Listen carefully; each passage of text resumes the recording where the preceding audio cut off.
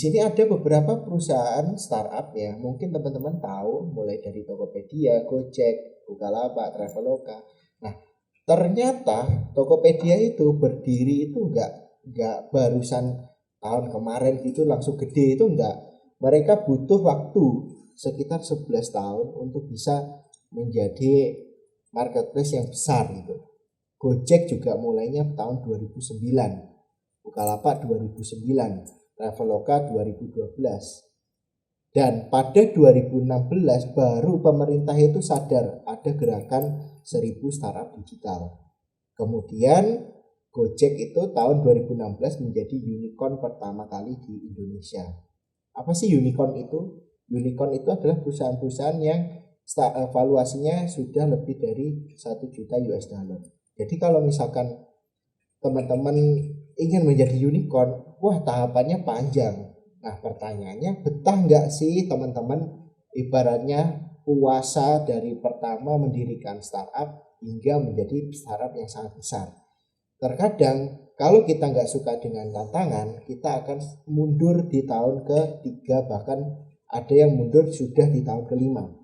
Mengapa seperti itu? Karena di dunia startup itu sangat dinamis sekali. Jadi kita sangat dituntut untuk melakukan transformasi, untuk memvalidasi bisnis model kita, dan juga kita dituntut untuk mengikuti kebutuhan dari market gitu.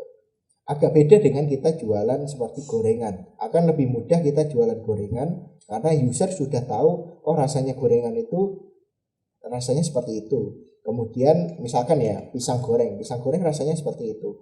Nah kita melakukan inovasi nih, pisang goreng dikasih coklat. Orang sudah tahu rasa pisang goreng dan sudah tahu rasa coklat. Ketika kita jualan pisang goreng rasa coklat, orang akan langsung beli tanpa mikir. Tetapi ketika kita membuat produk yang menurut kita yaitu disruptif, menurut kita produknya itu menjadi hal baru gitu kan, itu kita harus mengedukasi marketnya. Nah itu biayanya yang lumayan. Maka dari itu startup inilah yang bertahan, dan ternyata banyak banget startup yang sudah berguguran. Tapi biasanya mereka tidak hanya berguguran, bisa jadi mereka melakukan merger atau diakuisisi oleh startup yang lebih besar gitu. Nah ini ada beberapa gambar ya di sebelah kanan ini. Ini optimisme terhadap masa depan ekonomi digital Indonesia. Di sini banyak banget. Tetapi apakah semua ini itu bisa hidup gitu? Belum tentu. Tergantung pinter-pinteran dari si foundernya untuk mengetahui problem market yang sebenarnya itu apa. Gitu. Ini ada beberapa aktivitas startup dari tahun 2009. Ternyata startup itu udah banyak dari dulu. Cuman namanya aja belum terdengar, gaungnya itu belum masuk di telinga kita mungkin. Seperti ini ada Koprol yang diakuisisi oleh Yahoo, terus ada detik.com, ini dia diakuisisi sama Paragroup ya. Ada juga Groupon Disdas, terus Kaskus. Nah ini yang mungkin teman-teman tahu sekarang OLX itu hasil dari akuisisi dan mergernya tokobagus.com dan berniaga.com. Mungkin teman-teman pernah dengar ya, kayak tokobagus.com kok sekarang nggak ada ya, terus apa bangkrut ya atau gimana ya. Nah biasanya teman-teman kurang riset secara dalam.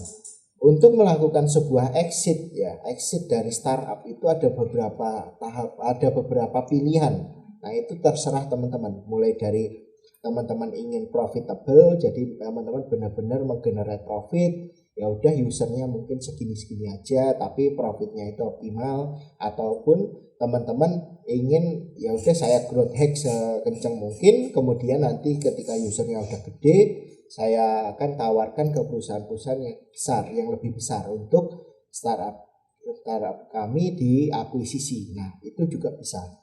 Dan yang terakhir exitnya benar-benar ibaratnya exit sih, ibaratnya kayak ya udah ini nanti akan IPO, terus IPO-nya mau di Indonesia, di Amerika, atau di beberapa perusahaan di beberapa negara lainnya. Mungkin sekarang kabarnya Tokopedia akan IPO ya. Nah di situ teman-teman akan dihadapkan oleh pilihan-pilihan gitu. Jadi namanya startup itu bukan hanya kita menggenerate profit, tapi kita juga memikirkan gimana sih cara exitnya gitu. Kenapa cara exit itu perlu dilakukan? Karena namanya teknologi itu nggak selamanya, teman-teman. Namanya teknologi itu sangat cepat berubah. Sekarang zamannya Zoom, kita nggak tahu 3 atau 4 tahun lagi itu zamannya apa, bisa jadi hologram. Ya sekarang itu kita pakai ini video conference ya. Dulu kita kan video call aja males gitu loh pakai WhatsApp. Sekarang udah jadi kebutuhan utama. Bisa jadi 3-4 tahun itu udah ada hologram.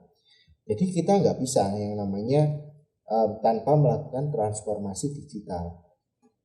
Kemudian di 2016 ada Moxibuna, ini semua ada yang di merger, di rebrand dan sebagainya. Ada Kudo, Tiket.com ini dibeli oleh Blibli.com.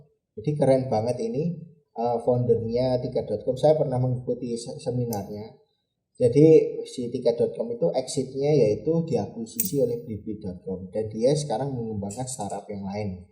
Nah, jadi yang namanya exit itu enggak melulu soal kita nyari profit di awal, tapi kita juga harus memikirkan ini tren nggak sih gitu loh. Kalau misalkan ini trennya hanya 10 tahun ya kita harus exit segera nih, mungkin di tahun kelima kita harus exit, karena kalau nggak exit kita yang rugi karena si valuasinya udah naik, kita nggak mau exit, kita mempertahankan tapi ujung-ujungnya trennya turun dan kita pusing sendiri gitu.